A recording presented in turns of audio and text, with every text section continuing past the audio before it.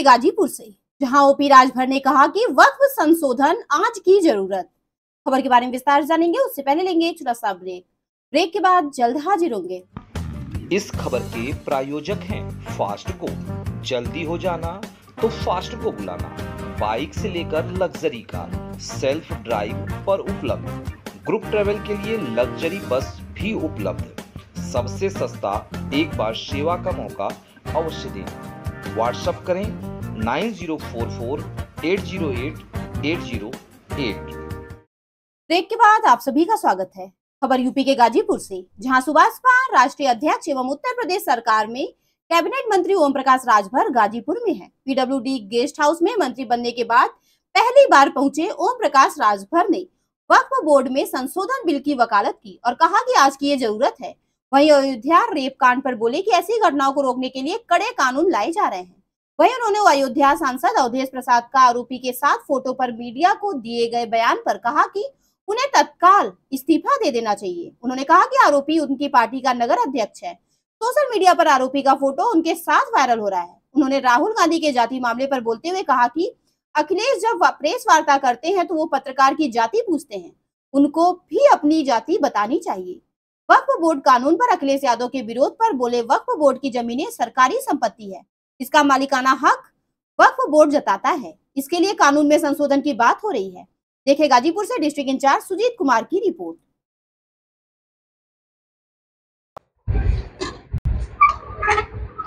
मंत्री जी, आज वक्फ बोर्ड पे संशोधन बिल पास हो रहा है लोकसभा में, क्या कहेंगे?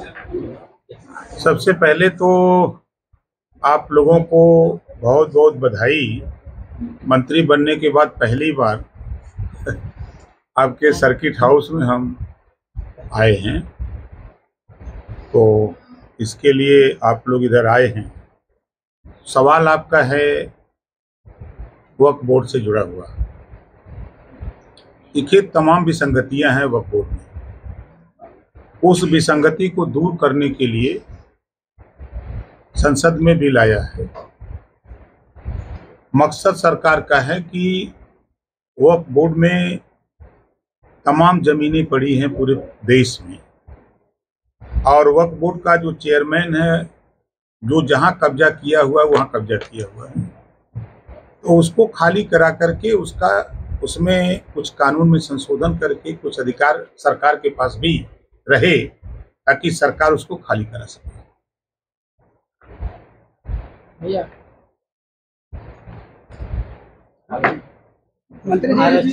आरक्षण में आरक्षण का जो है मायावती जी विरोध कर रही हैं, आपको क्या लगता है इससे क्या फायदा और क्या नुकसान? देखिए, आज़ादी के बाद से लोग विरोध कर रहे हैं, कोई नया बात नहीं कर रहे हैं। कांग्रेस पार्टी रही तो पिछड़े मुसलमानों के कंधे पर पैर रख करके सरकार चलाई, लेकिन इनको कुछ दिया नहीं। वही हाल समाजवादी पार्टी, बहुजन समाज पार्टी, पिछड़े दलित मुसलमानों के कंधे पर पैर रख करके इन लोगों ने राजनीति की सत्ता पाए, क्या दिया? आज अगर सुप्रीम कोर्ट ने कहा है कि उन गरीबों को जिनको आरक्षण का लाभ नहीं मिल पाया है उनको सरकार आरक्षण दे, आज बुरा लग रहा है। क्यों बुरा लग रहा है?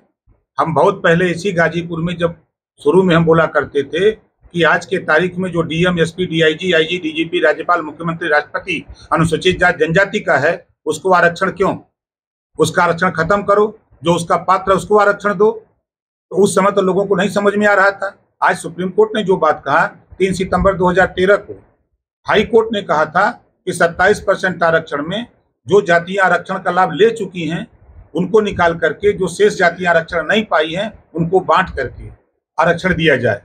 सरकार समाजवादी पार्टी की थी, लेकिन उन्होंने भी नहीं ध्यान दिया। तो जो सुप्रीम कोर्ट का फैसला है, इन लोगों के विरोध करने का मात्र इतना कारण है कि अमीर लाभ लेता रहे, गरीब परेशान होता रहे। मायावती जी का जो ट्वीट आया है या जो विरोध कर रही है, इसके पीछे क्या लगता है? क्योंकि आर्थिक आधार पर आरक्षण की बात तो उन्होंने भी कही थी। फिर विरोध किस बात का? वही तो आप गवाह हो। इसी गाजीपुर, चाहे लंका मैदान में मैं किया हूँ, चाहे कचहरी पर मैं प्रदर्शन किया हूँ। मैं 22 साल से मैं ये बात कह रहा हूँ कि जो मजबूत जातियां हो गई हैं, जो जाति व्यवस्था है, जो मजबूत जातियां, उनको उस एरिया से निकाल करके आरक्षण के दायरे से, जो गरीब कमजोर हैं, जिनकी माली हालत खराब है, उनको आरक्षण देने की वकालत हम आज 22 साल से कर रहे हैं। उस फैसले को यदि सुप्रीम कोर्ट ने मुहर लगाया है तो मायावती जी को स्वागत करना चाहिए। अगर वो कह रही हैं जो बात तो भूल गई जब उनकी सरकार थी, हम बोलते हैं तो विरोधाभास होता है। वो उस दिन भूल गई जब अंबेडकर ग्राम विकास योजना बनाई थी, या उन्होंने वो नहीं देखा किसी दलित बस्ती में उसका लाभ दिया जा रहा था, वहीं ब्राह्मण, राजपूत, भूमियार, अहिर, गडेरी, कुंभी, कोयरी, भर, चमार, मुसहर, धोबी, खटिक, पासी, केवट, बिन, मला को नहीं दिखाई दिया, खाली दलित दिखाई देता था। उस योजना का लाभ इसकी सरकार में बना था। आज वो बोल रही हैं, ठीक है वो नेता हैं, हम उनका स्वागत करते हैं, हम उनके साथ रह के काम किए हैं। वो राष्ट्रीय अध्यक्ष थे, हम जिला अध्यक्ष थे, लेकिन तब थे, लेकिन आज वो राष्ट्रीय अध्यक्ष है, बड़ी पार्टी है उनकी, राष्ट्रीय पार्टी है। हम छोटी पार्टी सही, लेकिन है तो राष्ट्रीय अध्यक्ष है। मंत्री जी, 2001 में हुकुम सिंह की कमेटी की रिपोर्ट लागू नहीं हुई, राघवेंद्र सिंह की कमेटी की रिपोर्ट पेंडिंग है। इस रिपोर्ट को सार्वजनिक करने के लिए क्या आप सीएम साहब से बात करेंगे? महाराज, सीएम साहब से ही नहीं, पीएम साहब से बात हो गई है। रोहिणी आयोग का गठन माननीय प्रधानमंत्री जी ने कराई, रोहिणी आयोग की रिपोर्ट आ गई। पूर्व राष्ट्रपति के नेतृत्व में 5 सदस्यीय टीम उसकी समीक्षा के लिए बनाई गई, समीक्षा भी हो गई।